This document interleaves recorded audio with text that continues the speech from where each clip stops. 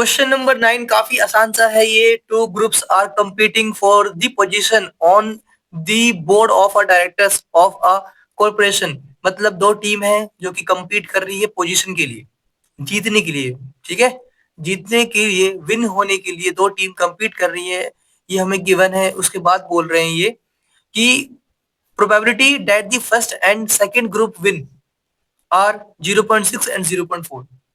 तो first group की जीतने की प्रोबेबिलिटी 0.6 है, सेकंड ग्रुप की जीतने की प्रोबेबिलिटी 0.4 है, ये हमें गिवन है। तो एक काम करते हैं, यहाँ पे जीतने की बात हो रही है ना, तो इवन लेट कर लेते हैं कि फर्स्ट ग्रुप जीत जाएगा, फर्स्ट ग्रुप विन। E2 मान लिया हमने कि सेकंड ग्रुप जीतेगा, second group win. Okay, done.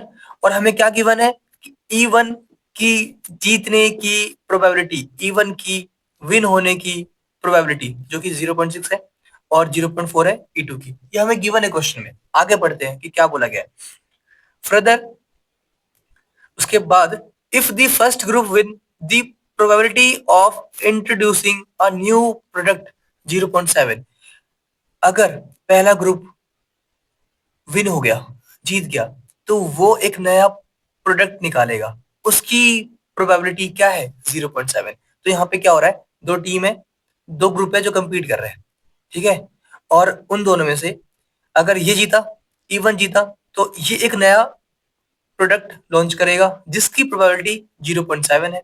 और अगर दूसरा टीम जीत गई एंड कोरस्पॉन्डिंग प्रोबेबिलिटी 0.6, मतलब अगर ये वाली टीम E2 टीम जीत गई, मतलब सेकंड टीम जीत गई, तो ये नया प्रोडक्ट निकालेगी, इसकी प्रोबेबिलिटी 0.3 है। ओके, ये हमें गिवन है। तो यहाँ पे किसकी बात हो रही है, न्यू प्रोडक्ट की बात हो रही है, तो उसे हम ए मान लेते हैं। ठीक है, और क्या पूछा गया है, if the second group wins. अच्छा, इसके बाद क्या कहा गया है, find the probability that the new product introduce was by the second group. इसकी प्रोबेबिलिटी क्या है कि जो नया प्रोडक्ट लॉन्च हुआ है, इंट्रोड्यूस हुआ है, वो सेकंड ग्रुप से हुआ है। तो ये काफी आसान सा क्वेश्चन है, आपको समझ में आया होगा, नहीं आया तो कोई बात नहीं। देखो, E1 है, तो E1 की प्रोबेबिलिटी क्या है बताओ, ये हमने स्टार्टिंग में देखा था, है ना। फर्स्ट ग्रुप के जीतने की प्रोबेबिलिटी क्या है, 0.6। ओके, तो यहाँ पे मैं 0.6 लिख रहा हूँ। ऐसे ही सेकंड ग्रुप के जीतने की प्रोबेबिलिटी क्या है, प्रोबेबिलिटी ऑफ E2 बताओ, 0.4। ओके, और मैंने अभी बताया था कि यहाँ पे बात हो रही है कि नया प्रोडक्ट इंट्रोड्यूस करने की हर जगह, तो उसे हमने ए माना है ना। जिसकी बात हो रही होती है उसे हम ए मान लेते हैं। तो ये बताओ कि जल्दी से, हमेशा की तरह P ऑफ ए क्या है, नया प्रोडक्ट, न्यू प्रोडक्ट। इसकी प्रोबेबिलिटी क्या है कि न्यू प्रोडक्ट लॉन्च होगा किससे, E1 ग्रुप से। ठीक है, जब वो जीत जाएगी, इसकी प्रोबेबिलिटी क्या है, तो हमें गिवन है। देखो यहाँ लिखा हुआ है, इफ फर्स्ट ग्रुप विन, अगर फर्स्ट ग्रुप जीतती है तो probability of introducing a new product is 0.7। तो अगर ये जीतती है तो न्यू प्रोडक्ट लॉन्च होने की प्रोबेबिलिटी 0.7 है। ओके, हमें गिवन है प्रोबेबिलिटी ऑफ न्यू प्रोडक्ट जब E1 जीत गया। वैसे ही प्रोबेबिलिटी ऑफ ए, मतलब नया प्रोडक्ट लॉन्च होने की जब E2 जीतेगा, तो इसकी वैल्यू क्या है हमारे पास, 0.3। ओके, हमें क्वेश्चन में गिवन है सब कुछ। अब कह रहे हैं वो कि फाइंड करो, क्या फाइंड करना है, कि नया प्रोडक्ट लॉन्च हो चुका है। ठीक है, new product is introduce was by the second group. Second group कौन है हमारे पास, E2। तो जो E2 ने क्या किया, प्रोडक्ट इंट्रोड्यूस किया है, इसकी प्रोबेबिलिटी निकालनी है।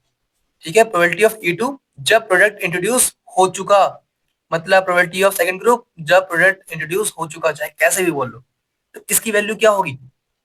ये तो काफी इजी है निकालना। हमें क्या करना होगा, ये इंटू में ये, अपॉन में ये, इंटू ये, प्लस ये इंटू ये, जो कि हम हर बार करते आए हैं, वही करना है। अगर आप बोलोगे कि सर फॉर्मूला लिख दो, तो मैं फॉर्मूला लिख देता हूँ। P ऑफ E2, ये इंटू ये करना है ना, इंटू P ऑफ ए जब E2 हो चुका, अपॉन में टोटल प्रोबेबिलिटी, मतलब इसको इससे मल्टीप्लाई कर लो, P of E1 into P of A जब E1 हो चुका, प्लस इसको इससे कर लो, P ऑफ E2 इंटू में P ऑफ A जब E2 हो चुका। इनकी वैल्यूज क्या क्या है बताओ जल्दी से। इसकी वैल्यू क्या है 0.4, इसकी 0.3, मतलब सिंपल सी बात है, इन्हें मल्टीप्लाई कर लो।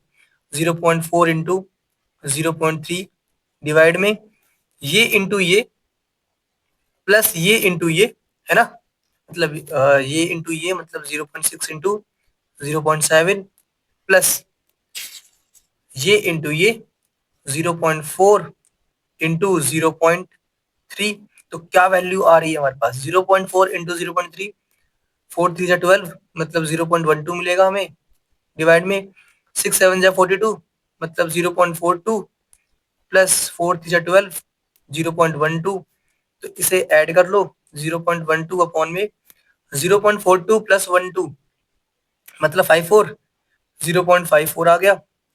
पॉइंट के बाद दो नंबर है, पॉइंट के बाद दो नंबर है तो आप इसको हटा सकते हो, या तो आप इंटू 100 कर लो ऊपर नीचे, मर्जी है जैसे भी कर लो। तो क्या आ चुका है हमारे पास 12/54 आ गया। ओके, ये कैंसिल हो रहा है 6 से, है ना, 6 2 जा 12 और 6 9 जा 54, तो 2/9, है ना। तो आंसर क्या आ गया हमारे पास, आंसर आ रहा है 2/9। ये प्रोबेबिलिटी है हमारे पास किसकी, E2 की, जब नया प्रोडक्ट लॉन्च हो चुका है, मतलब E2 ने नया प्रोडक्ट लॉन्च किया है, इसकी प्रोबेबिलिटी ये है हमारे पास। ओके, तो बस इतना ही करना था, ठीक है।